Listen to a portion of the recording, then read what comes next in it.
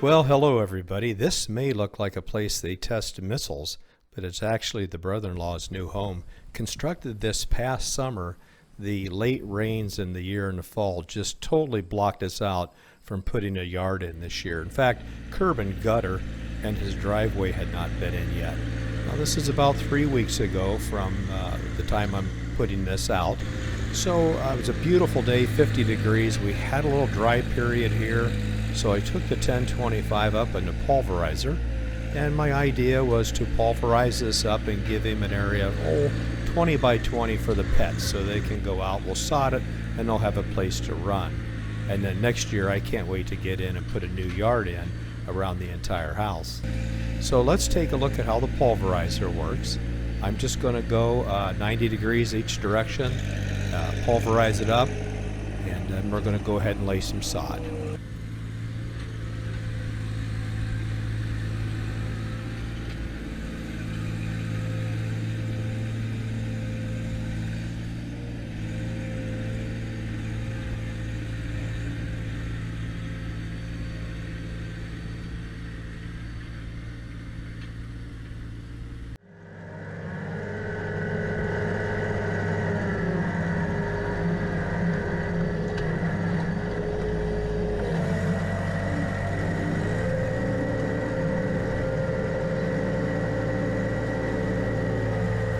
I found a wet spot right here. That's why the roller clumped up and pushed the dirt back up against the house. And now you can see a clump of dirt has attached itself to the roller, and it's going to be there throughout the whole video, creating a pattern there, as you'll see it coming down as we go. But it all turned out pretty well here at the end.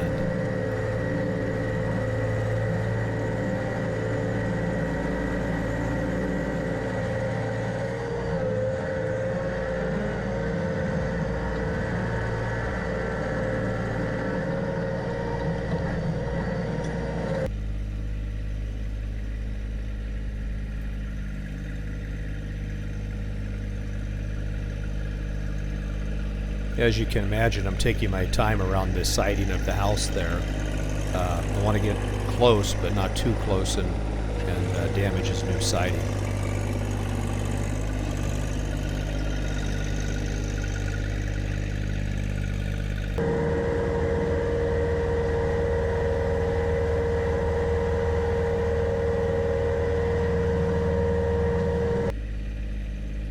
I don't know why I left the forks on. I brought them up to unload the sod when it arrives, but later in the video you may notice they disappear. A light came on my head and I thought, let's take them off.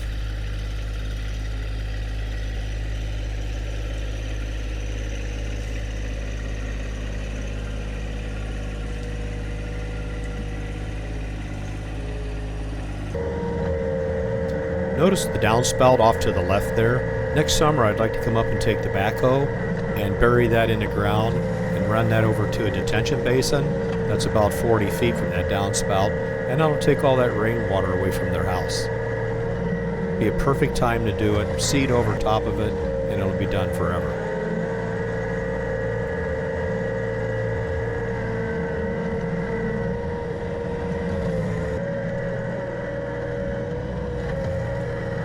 The main area that I'm going to sod is about done.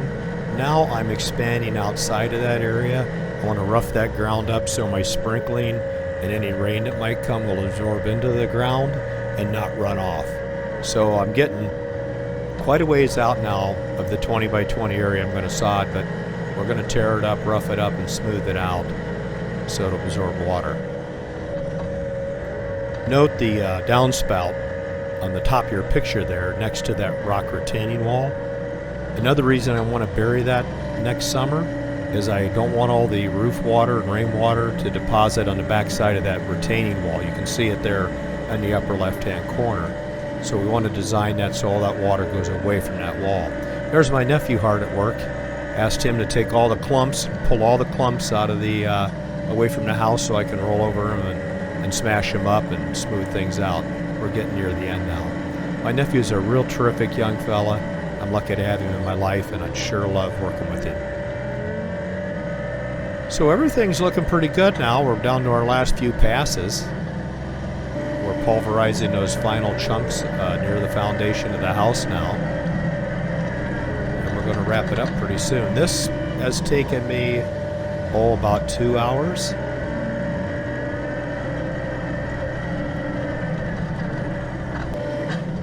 There's another downspout I want to bury next year. It'd be foolish while we have a backhoe up there to not bury those. Well, that was a great Thursday. I really enjoyed it. 50 degrees and sunny. It's Friday now. I'm at the place to pick up the sod. There was no rain in the forecast, and look what happened.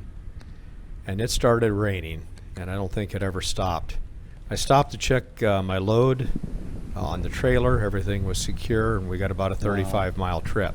I left my tractor in the garage last night for safekeeping. And yesterday in the video, I suggested you buy a spare key. Doggone it, I left my key at home and another jacket. So the spare is paid off in less than 24 hours because I'm about 35 miles from home. Boy, that was $5 invested well. Whew.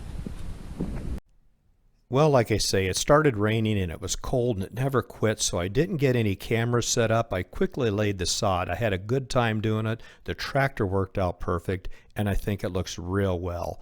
Now my nephew's going to water this every day for 2 hours for 2 weeks. Let's go back the next day. There's nothing wrong with your screen. That's snow flurries. So in 3 days, we went from 50 degrees and sun to snow flurries. Let's go back 2 weeks later now. Curb and gutters in, his driveway's in, and let's sneak around the back of the house and see how that looks. The nephew's been watering it. Look at the perimeter around the grass. It's nice and damp. I think it looks terrific. Let's go around now and come through the garage and get on top of it. As I was walking on it, it was just spongy, just perfect. Man, I was really impressed with how hard you had to tug on that to get it up. So I can only assume the roots are heading down. I did get a hold of a corner, pulled it up, and let's take a look at the roots there. I think you'll agree they're going in the right direction. I think it's all good. Now, 3 weeks from when I started this project, we've gone from 50 degrees and sun to 1 inch of snow on our grass. So that's Iowa weather for you. Thanks for watching, everybody. I sure appreciate it. Have a great week. We'll talk to you soon.